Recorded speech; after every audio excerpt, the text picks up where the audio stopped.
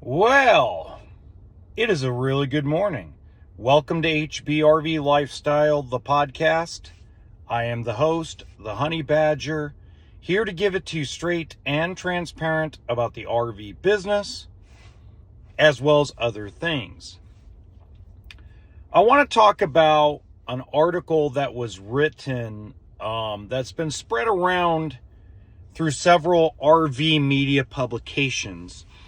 And it's an article that refers to how mom and pop dealerships, and it goes for car dealerships, boat, RVs, goes for all of them, goes for Main Street mom and pop, etc., how they can survive 2025 because everything's been corporatized. And it aims at the RV industry in particular and talks about basically the last 4 years have been directly, good morning, Kevin, directly, how do I put this? Let me just be my blunt self as usual. Big corporate stores have been buying out a bunch of mom and pop stores over the last 4 years. And there has been released footage of certain corporate RV dealership YouTubers stating that this is good for the industry because bigger corporate stores can give you a better price. This is false and fake information. And it's not because it's good marketing, okay? It would make logical sense because technically you're right. The buying power of, let's say, a Camping World, a Bish's, a General RV, a Funtown RV would be slightly greater than mom and pop. And what I mean by that is slightly is, let's use Forest River as an example. Forest River gives dealerships a very small rebate at the end of every year if they hit certain goals, they hit certain numbers. Okay? In some cases, a lot of these dealerships depend on that money for profitability and cash flow. It's very small, guys. It's not anything to write home about. It's not like a rebate you get with a Ram truck or a Ford F-150 or something like that. It is insignificant compared to the actual cost of the vehicle. The Camping Worlds of the world may get a slightly better. Well, thank you, Derek. Slightly better percentage of a rebate back. It ain't going to be significant. For example, if mom and pop get $400 for every trailer that they sell and motorhome, etc., Camping World might get $600, $650. So it's not a wide gap where, oh, mom and pop get $400 and Camping World gets $4,000. That's not the way that works. So the unimaginable is that a corporate store that has 100 employees or 50 employees or 75 employees costs more money to run. So even if they got an extra $250, an extra $500 more off of an invoice compared to a mom and pop shop, a mom and pop shop is cheaper to run. A little tiny mom and pop store run on 8 to 10 employees. So their overhead is a lot less. So 50 employees to 100 employees at a store that's on 25, 30 acres, big, huge service-based center, big parts store, 12, 15 salespeople, 4 or 5 managers, big overhead. Mom and pop, they've got 2, maybe 3 service bays, 2 or 3 technicians, owners still run the place. They have maybe 2 or 3 sales guys, lower overhead. So who can give you the best price? The big corporate store that has a huge overhead, or the smaller mom and pop store that has a lower overhead? But it's all psychological. Okay? It's all... Let me move the car a little bit for these guys. It's all psychological. Okay? Psychologically, we think Walmart will always beat everybody, but Walmart sells things at a lot higher volume than a lot of other mom and pop stores. The RV industry has a 1 to 1.5% population rate every year. Meaning if 300 million people live in the United States, roughly about 3 to 4.5 million people are going to be interested in buying an RV a year. 300,000 roughly RVs are built a year because they know that only 10% of the people that are interested in RV are actually going to buy a new one. So it's all about, well, it's all psychology, okay? So one of the largest dealerships in California is called Best RV. It is a mom and pop store. It is not a corporatized store, but it sells more RVs in California than every corporate store west of the Mississippi. He sells between 2,000 and 3,000 RVs a year, even in a bad economy, because he's able to offer a lower price than Camping World, a lower price than Blue Compass. And you've seen these corporate stores that have been bought out, they're failing. They're not doing well. A lot of the Camping Worlds, a lot of the Blue Compasses, a lot of the Fun Towns, a lot of the Generals, a lot of these corporatized stores are not doing well. There's a dealer in Central California that for 15 years was doing between 120 and 130 travel trailers sold a month. Little mom and pop store. It gets sold to a big corporate store and they're lucky to break 25.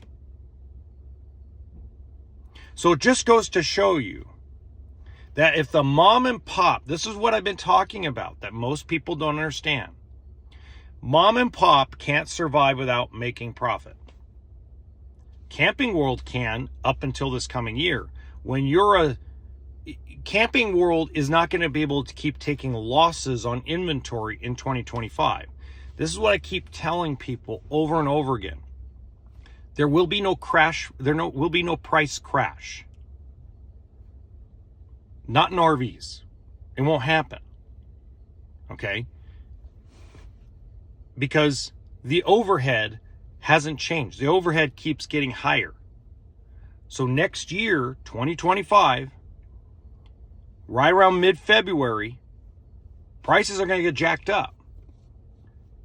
And it's not because they cost more, it's because the dealerships need to start making a profit. Okay? The guys I'm doing marketing for right now and doing sales for, they're selling like half their inventory at invoice. Pure invoice.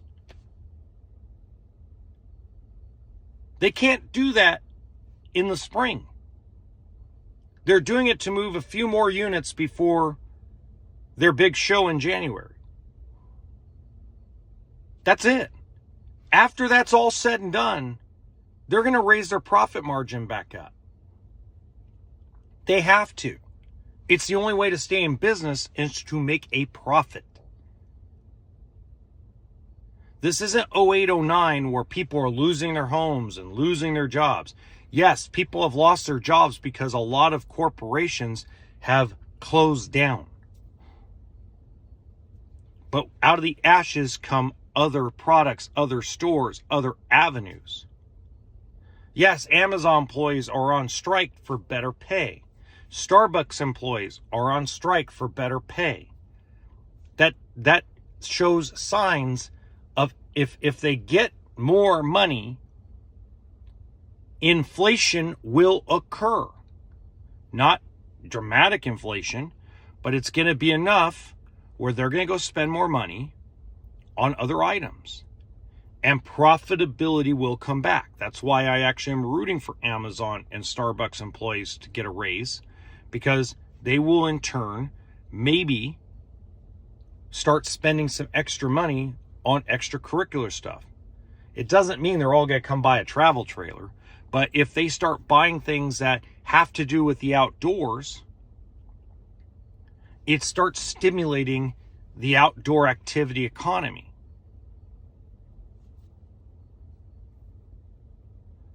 So if you guys, if the entire dealership base goes corporate, you'll never be able to negotiate another deal. You'll never walk into a dealership and say, I want to make an offer. They're just going to laugh you out of the building. No, sir, we set our pricing exactly here. This is Walmart. And that's how it is. You go into a lot of these big, huge, corporatized auto dealerships, especially the ones that have 70 plus stores, it's one price. You don't get to negotiate. Well, I want a better deal. Well, call GMC and tell them you want a better deal. This is our price. Because those big corporate dealerships have to make more profit to stay open than a mom and pop store that's used to walk in and go, hey, knock off another $250 and we got a deal. Corporate stores, when mom and pop go away, corporate stores will not do that anymore. They would rather go out of business than to shrink their profit margin. Now, in Marcus Lemonis's case, I got to give him credit. They've lost their ass 2 years straight. But he can't do it a third year.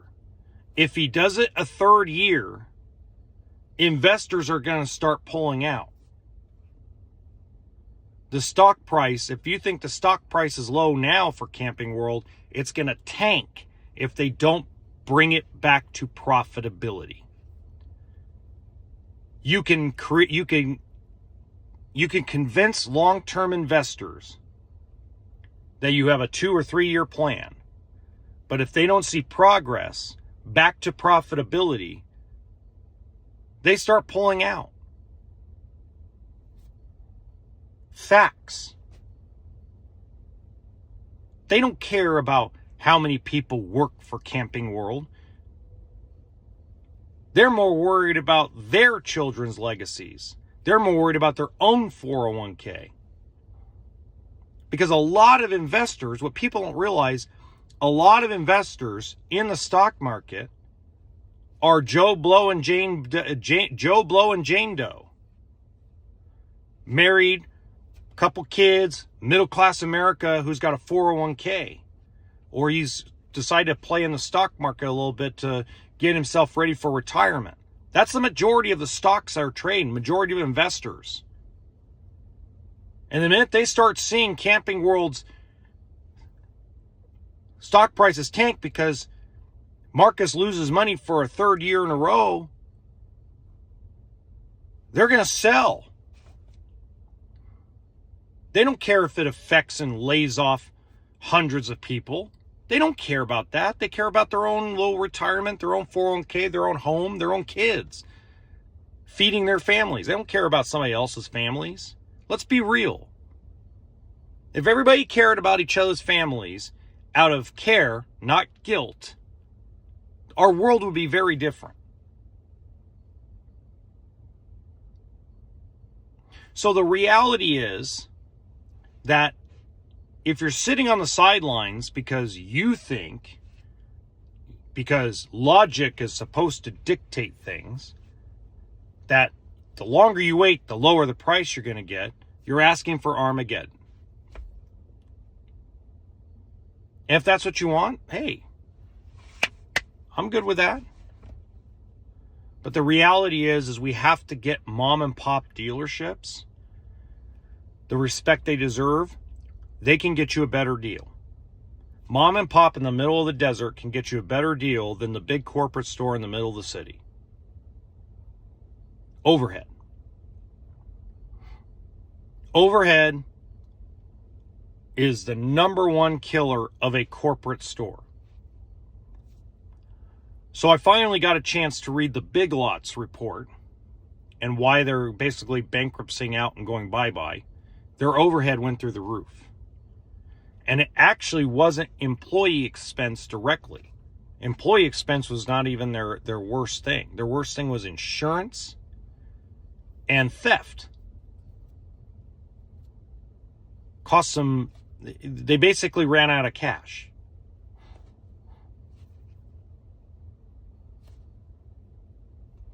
So that's what happens to big corporate stores that are on the stock exchange when profit is not made, when profitability is not there. So I picked on Camping World because they're the largest. Easy to pick on the largest guy, right? The biggest whale, easy to do, right? Now, that segues into, we're talking about overhead cost. I was talking to a gentleman yesterday. He's on a truck camper. When I think people don't realize that out of every state that charges sales tax, whether it's Nevada, Arizona, California, Washington, Colorado, etc., these states are overall losing money, red or blue. It doesn't matter what your political affiliation is. When a state begins to lose sales tax because Oregon doesn't have sales tax, Montana doesn't have sales tax, they start to crack down on the laws. Okay? So here's I got called a thief yesterday. I was told that I'm an absolute crook by a customer because I spoke the truth.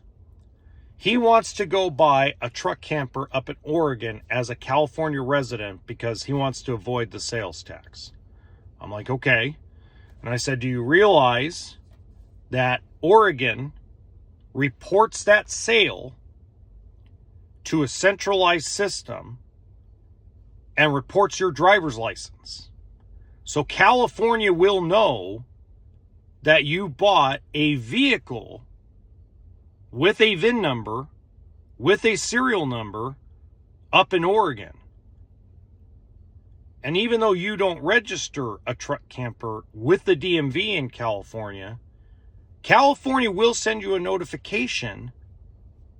Washington will send you a notification that you owe them you owe them use tax.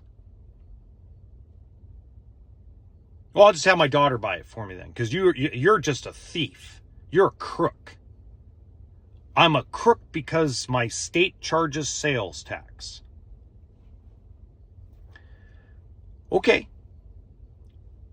See, what you guys don't understand is when you start, so let's say he does that. Let's say he goes up to Oregon and buys a truck camper, and it's a lemon.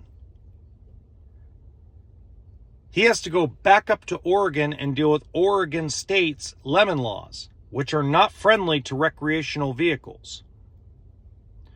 But if he spends the 7.25% or 7.75% on the truck camper in California, he's protected under California lemon law, which is the best lemon law on recreational vehicles out of the entire United States.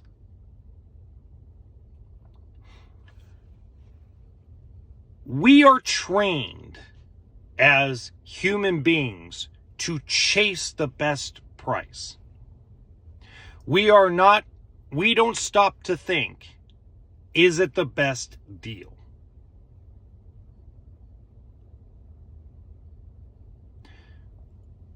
Hello, everybody. We don't sit to think, is it better to spend a little more money in my own home state? Or is it better for me to drive 8 states, 6 states, 7 states across to save overall $1,000 or $2,000? Because the principle of the thing. Everybody's going to have their own opinion about that. But reality is that this is where you guys are going to really screw up. And I'm talking to people in Florida mainly right now, because you got the Tampa Bay show coming up. If you decide you found something, but you're going to drive to Indiana, you're going to drive to Ohio, because after gas and after your time, you saved yourself a grand total of $750 or $1,500. Let me ask you, who's going to service the warranty? I'm going to tell you that your local dealer's not going to, because they have their hands full already with folks that bought from them. See, it's not like the auto industry. I'm going to tell you what I do. It'll piss you guys off. It'll make the factories uncomfortable. I say this, but that's okay. You used to call me, ring, ring, ring, ring, at the service department. Hey, Joe Blow's RV, how can we help you? Well, my water heater went bad, and I can't quite figure it out, so I want to bring it in for warranty work. Great, sir. And obviously you purchased it here, right? No, you guys were too expensive. You guys wouldn't work with me. Okay, hold on just a second. Let me put you on hold. Let me see what my soonest appointment is. Hold. This jack off. Drive 7 states over $500. I remember him. So because we wouldn't come down $500, he drove 6 states to save his $500. Oh, I forgot. I have him on hold. Hold on. Hey, sir. Yeah, so today is December 27, 2025. My next available appointment for that brand is going to be May 8th, 2026. Now, would you like that appointment in the morning or the afternoon?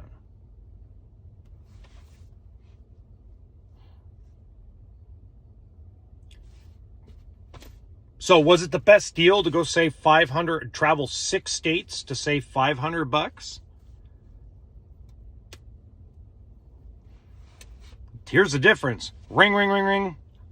Joe Blow's RV. Hey, I bought this travel trailer from you guys like 2 weeks ago. We took it out. We're having a water leak. We're having electrical problems. I mean, it's a disaster. You know what? Why don't you bring it down right now? Are you on your camping trip right now? Yes, we are. Okay, when you get back from your camping trip, I want you to call me, and I want you to bring it down immediately. Now, we might have it a little while because we got to figure out what the actual problem is. So do you have any other camping trips planned in the next month or two? No. Okay, so here's what we're going to do. I want you to drop it off, and we'll get you all squared away. And by the way, thank you for your business.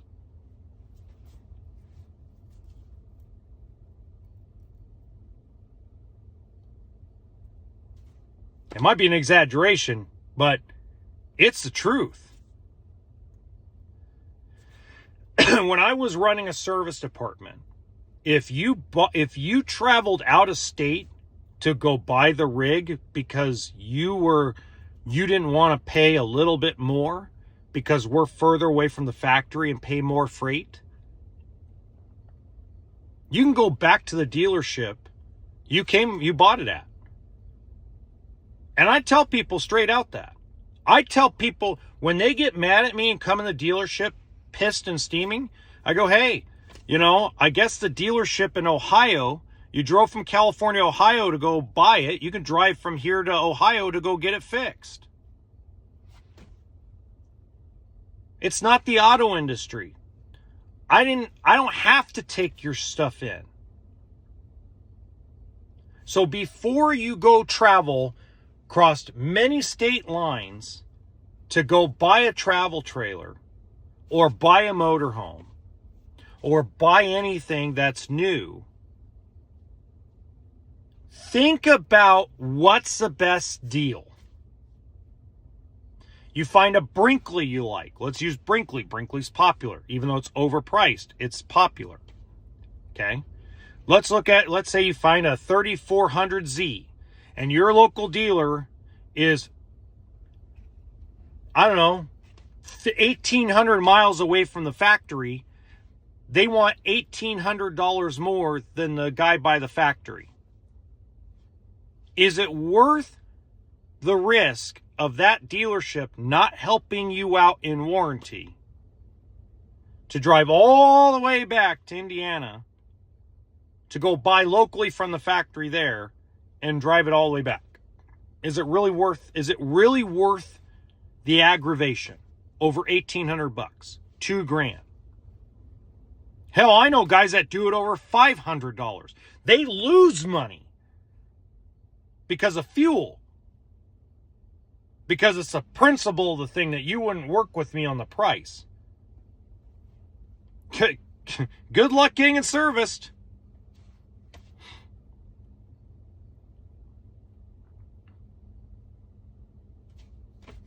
Yeah, it's like, I don't think people realize that the price difference, and I'm going to use Florida as an example because Florida has the big show coming up, okay? The difference in price is how much it costs to ship it from Indiana to Florida. If you actually take out a piece of paper and a pen and you actually draw out how much you're really saving. So let's use here. Where's my little thingy? Well, let's make simple. Let's say it's 1,500 miles and you're averaging $3 a gallon. What is that? So average tank, 300 miles, 5 fill-ups, 15 gallons, 45 times 5. Let's round up and say 5 times 5. That's $250 each way. That's $500 in fuel. If you're towing something back, it might be a little bit more than that, but let's say $500 in fuel to go from Florida to Ohio. You lose probably a day and a half, 2 days if you're going to go straight through, sleep in your truck and not take a hotel room. And so $500, you're saving $1,500. So net, you're saving $1,000 by wasting 2 days off, driving like a bat out of hell, and run the risk because you're tired and on energy drinks that you might get in a wreck. It's like nobody thinks about that stuff. Well, I got a daughter that lives somewhere, something. We'll just visit her. Oh, okay. Then come find out, this is a great story. Got a guy, he ended up buying from me. He ended up driving back to California and buying a Cyclone toy hauler from me. Okay, great story. Guy goes out, starts chewing my ass that it's $4,000 more to buy a Cyclone in California, and that's just not right. So he drives all the way to Ohio, buys it from this dealer that has had a 2-star Yelp review, but because they're such jacked low on their price, that's the only reason why they're still in business. They've changed names like a dozen times since I've been in the industry. Drives all the way there, gets there, finds out by the time it's all said and done, the price they gave him over the phone was actually more because he had to pay a tag to get out of Ohio. Then he had to get a temporary plate. By the time it was all said and done, it was only $2,500 less than I quoted him. Then he went on his GPS back then, okay, which back then we didn't have Google Maps and stuff like we do today. He went on his GPS, plugged in his daughter's address, found out he couldn't even take the cyclone toy hauler even near her house because every area around there, the clearance for the bridges was too high. The cyclone toy hauler on his truck was too tall. He'd have to go all the way around the backside like the semi trucks do to get to his daughter's city, which was a 5-hour trip in traffic. And he sat back and he called me from Ohio and said, I'm going to give you a deposit on that cyclone. Don't sell it.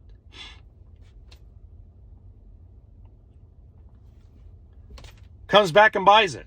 Now, that doesn't happen often. Most people just swallow their pride and make up some big fish story about how, you just got to travel out of state. I mean, I got screwed in the deal, but, overall, but I mean, I got a way better price in Ohio than I did in Nevada. Oh, yeah. I mean, they tell the big fish story. Reality is, when you balance everything out, most of the time, everybody's spending around the same money. That's a fact. Sales tax disincluded. DMV disincluded. Prep fees disincluded. I'm talking just based on price to price, depending on how far you have to travel, how much gas, what your gas. You're not saving money driving to Indiana from Florida. You're not saving money driving from Southern California to Ohio. It's not happening. Not the way you want it to. Swallow your pride, shop your local dealers, buy locally, and you will have a better experience. I want to read this to you. This is a good one. This is somebody I talked to over the phone. But they emailed me first, and I told them, I mean, they're mad at me, but they texted me this morning and told me after they thought about it over the last week, they understand why I said what I said. Here it is. Dear HB, we're having extreme problems. By the way, I'm not through everybody. I know a lot of you have sent me emails. I'm not through everybody yet, okay? I've been busy, so I will get to everybody, I swear, all right? I will get to everybody. Just haven't gotten to everybody. By the way, they sent this email to me November 5th. That's how far behind I am on emails, okay? It says, Dear HB, we are having major problems with our Brinkley 3400Z. Am I reading that right? Yeah. So basically, they're having major problems with their Brinkley fifth wheel. They're having braking problems. They're having plumbing problems. They're having electrical issues, all kinds of stuff, okay?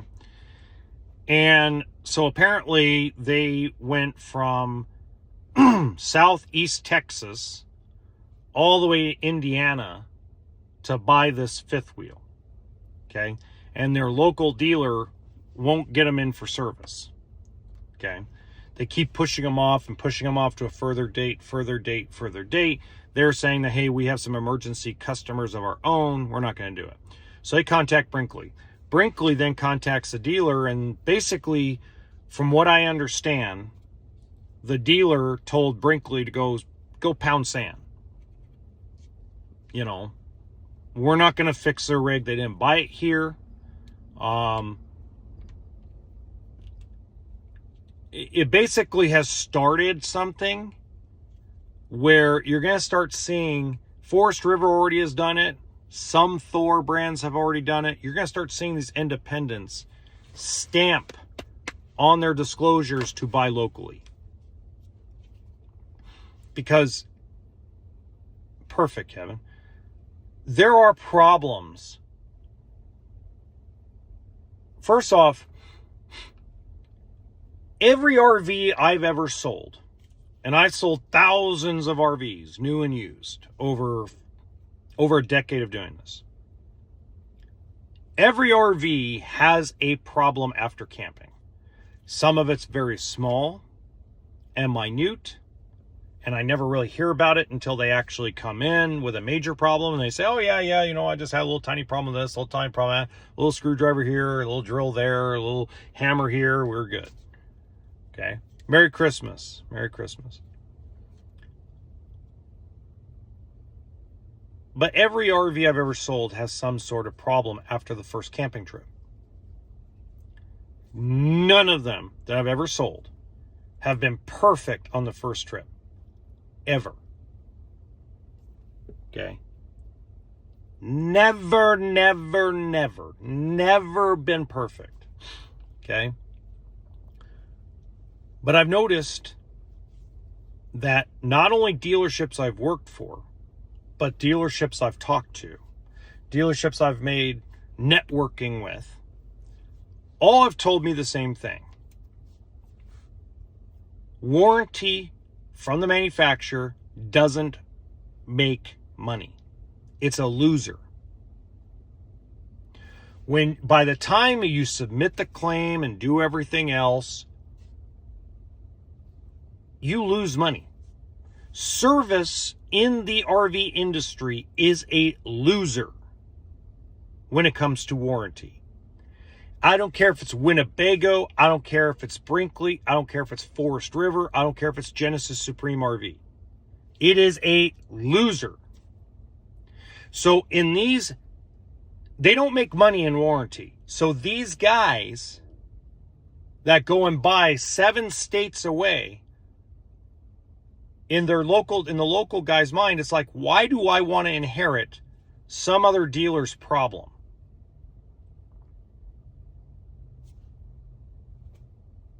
Because let's say, we're going to use Brinkley as an example, even though I don't think, let me be clear, I don't think Brinkley would ever do this, okay? But let's say Brinkley denied a claim on a coach that was bought in Indiana, but the people live in Texas. The Texas people are not going to complain and give bad reviews to the people they bought it from. They're going to do it to the local dealer. It's like, what do I get out of it? What do I get out of it as a dealer, as a service department? What do I get out of it? When you went and bought 1,300 miles away over basically the cost of what it costs to ship it down to the state, why should I service you? It's all risk on my end and no reward. I'm not going to make money. I'm going to lose money. I'm going to lose time. I'm going to piss somebody off that is a customer of mine that bought from me because I can't get them in because I'm dealing with some person's problem that they inherited from some dealership in Indiana or Ohio or Michigan or wherever.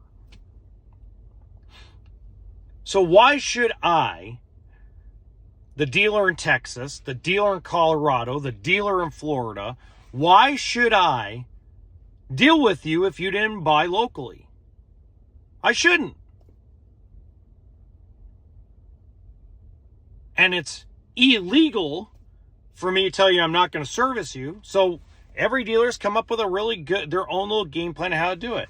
Ring, ring, ring. Hi, yeah. So today's December 27th. Let's see. I need to go a year out. So my next available appointment is December 1st, 2026. Would you like morning or afternoon? What? Well, you can't do that. Well, sir, I mean, I'm booked up and I'm booked up through the year. Would you like an appointment? Would you like to take that appointment on December 1st, 2026? It's well within your 1-year warranty. And then I used to ask him, hey, where'd you buy it? Well, you guys were too expensive, so we drove from Las Vegas, Nevada, all the way to Elkhart, Indiana, and bought it close to the factory. We saved $10,000. Okay. Hey, no problem. Hey, why don't you do this? Why don't you call that dealer up in Elkhart, and see if they can send a mobile guy to help you out. Click.